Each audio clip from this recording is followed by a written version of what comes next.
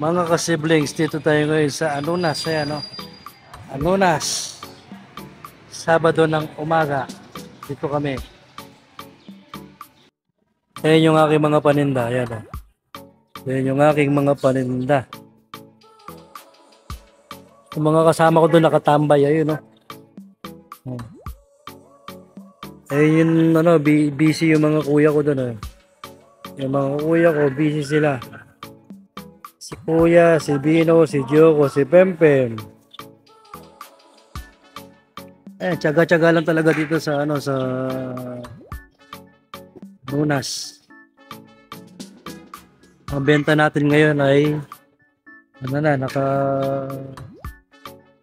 2,000 na tayo eh. Tignan natin na. Ito yung benta natin. Yung benta natin, ayan. 500, 1,000, tapos 500 ulit. Diyan ko nilalagay yung mga nabubuo mga kasiblings para naka-safety. Ang tiyaga-tiyaga lang talaga mga kasiblings. Makikita nyo naman yung mga tao dito. Konti lang yung mga pumapasok. Pero sigurado pagka pumasok sila, namimili talaga. Ayan o. Andun pa sila sa, sa ukay-ukay yung iba. Namimili pa sila sa ukay-ukay. Pero karamihan dyan, namimili ng mga kasangkapan sa bahay. Kasi yun ang paninda natin. Kasangkapan sa bahay. Meron din tayong pangkontra sa araw. Ayan o. Mga bonnet sa ulo, guantes, ganyan. Ganun yung buhay namin sa Tiangge. Simple lang. Mukha lang madali maglatag pero mahirap. Ayan mga kasiblings. So. Ayan yung aming mga paninda.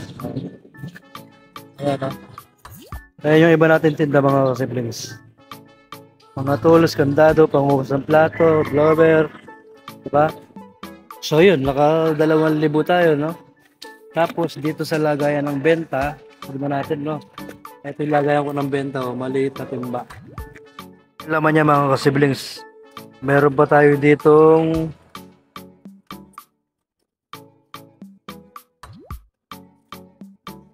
1, 2, 3, 4, 5, 570. Tapos may mga barya, ayan o, barya. May baterya pa o. Dapat yung barya hindi nauubos yan mga siblings para hindi nawawala ng pera yung ating timbang maliit. Yun, ganun lang yung buhay namin mga siblings. Minsan yung benta dito umabot ng 4,000, 5,000. Pero dun sa 2,000 masaya na kami kasi kahit paano meron tayong benta, di ba? So mamaya niyan, maya magliligpit na kami. Ang oras kasi ngayon ay alas 10:15 siguro. Magsasara kami dito 10:30. Ay nandun pa sa ukay-ukay yung iba yun sa dulo doon. No? Ayan sila mga kasiblings. No? Ayan nasa ukay-ukay pa yung iba. Ayan, mga namimili pa sila. Pero mamaya mamimili din yung mga yan dito. Sarap ng upo ng mga kasama ko doon. No? Yun, nakita nyo yung mga namimili, di ba? Hindi man ganun karami pero siguradong namimili sila. No?